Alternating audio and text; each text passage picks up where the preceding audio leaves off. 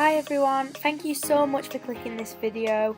Today's look is going to be a tutorial on this festival look, so stay tuned to find out how I got this look on my beautiful model Jess.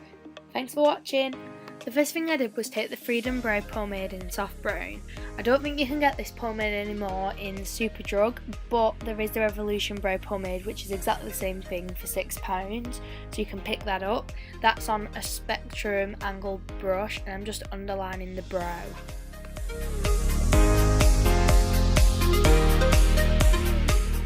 The next step is to brush Duo Lash Glue on a disposable spoolie brush through the hair to create a fluffy effect. Sorry about the angle of the camera, this was my first time doing a tutorial on a client and I'll make sure to angle her a bit better next time. I then take what's left of the pomade on my brush and brush it through the hairs at the front of the brow, working my way back to fill the whole brow in lightly.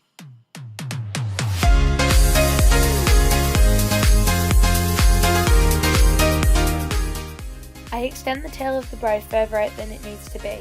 This is so I can carve the brow out with concealer later and get a really sharp cut. The next thing I do is apply the Revolution Conceal and Define Concealer. This is only £3 from Superdrug and it's in the shade C3, and I'm just going to dump a lot of that in the centre of the lid before taking a flat brush to carve out the brow.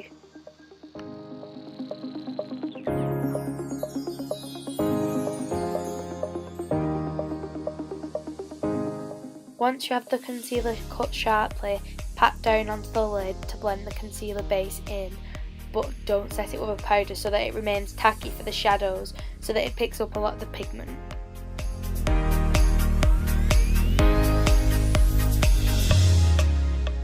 Once that's done, you can go ahead and buff over the edges with a clean Real Techniques buffing brush. Finally, I like to take the edge of my flat brush and just clean up the edges of the top of the brow, but I don't take too much concealer as I don't want it insanely sharp, we want it nice and fluffy and natural. The first shadow I'm going to take is from the PLOUISE palette, it's called Martini, and that's on an MSQ fluffy brush, and I'm going to work that into my crease, packing the colour on to get a really vibrant transition shade.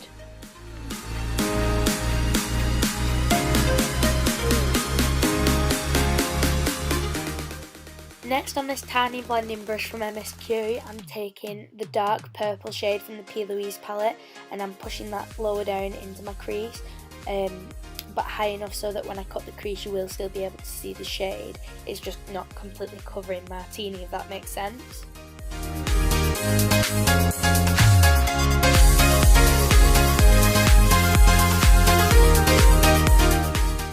The next thing I'm going to do is carve out my crease with the same concealer I used as my eye base.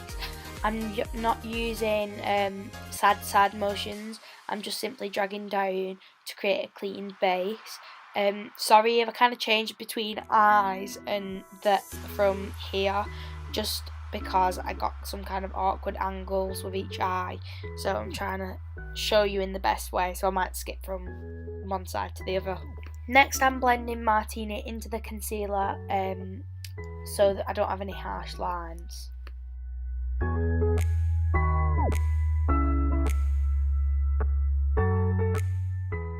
Next, on a kind of flat fluffy brush, I'm adding a bright blue from the Revolution Colour Chaos palette, and I'm just patting that right on a little bit further onto the middle of the lid than Martini was, blending that into the edges of the concealer and into the pink outer shade.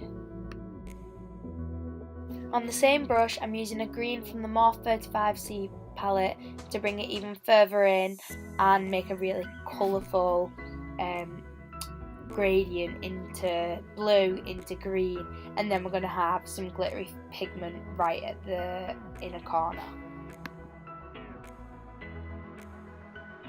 I spent a while going back in with the same colours and then buffing over with a clean blending brush, just because I wanted to make sure I had a really clean, smooth blend and that the colour was really pigmented.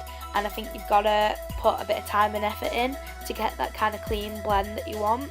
So I definitely keep going in with the same colours, same blending technique, and eventually you'll layer it up to the right pigmentation and blend that you want. On top of the PLOUISE Shadow Charm, I begin adding MERMAZE, the sparkly blue peaches and cream pigment.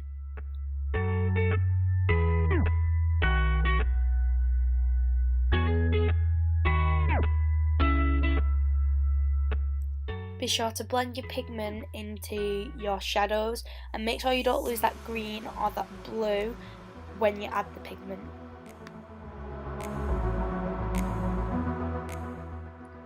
It was a pain to record the eyeliner, but I used the Maybelline gel liner in, I think it's called Black Noir, yeah.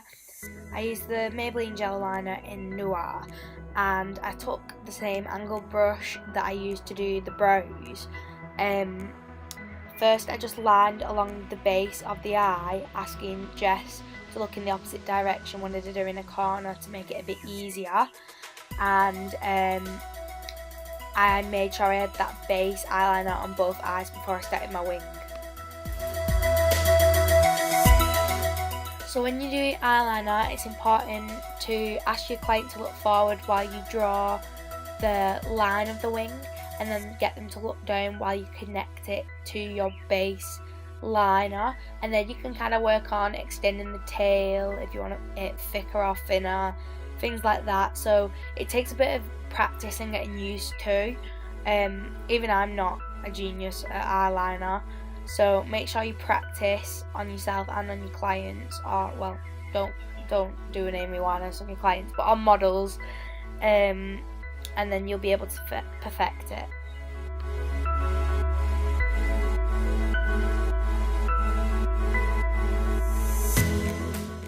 You can clean up any messy edges with a baby wipe. Just take the very edge and kind of like drag it along the line to keep it nice and sharp. Then I'm going to use my concealer under the eyes. Make sure you buff it all out with your Real Techniques buffer brush. Next we add a pop of blue to the under eye, followed by a pop of green with the same colours I used before on the lid, and wipe away any fallout with a clean makeup wipe.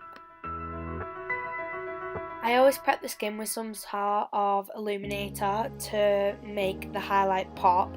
Today I used the B Cosmetics illuminator on Jess's skin on my foundation brush.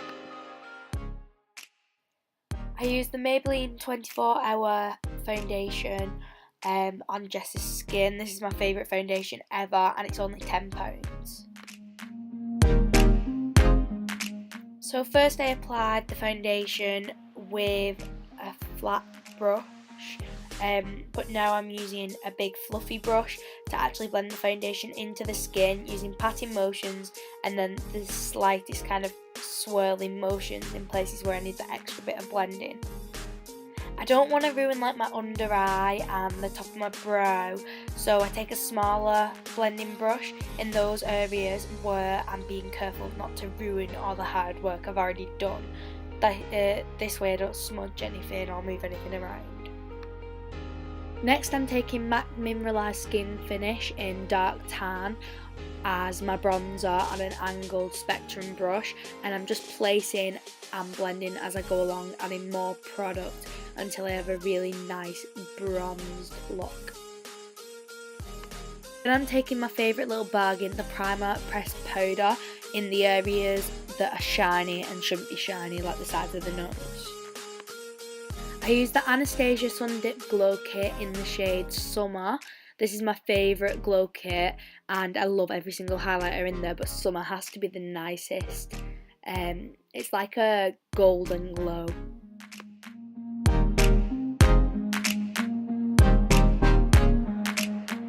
For the next step I didn't really get a great camera angle, but I added mixed glitter from eBay, so it was just a chunky glitter down the side of the face.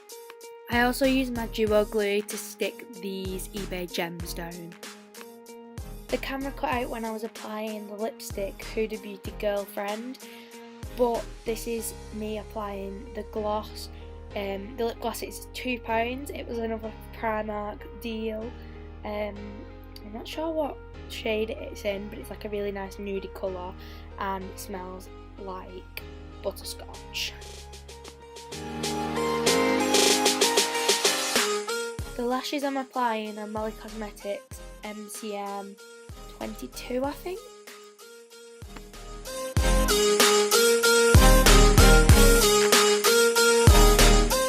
And the final step was a little bit of mascara, although I'm not quite sure which mascara I used, sorry. I know it was a Rimmel one. So that's our finished festival look. Thank you all so much for watching. Thank you for being so patient with me getting another video out, and please like, share, subscribe. Let me know if you want to see more looks on clients. I'll see you all later. Bye bye.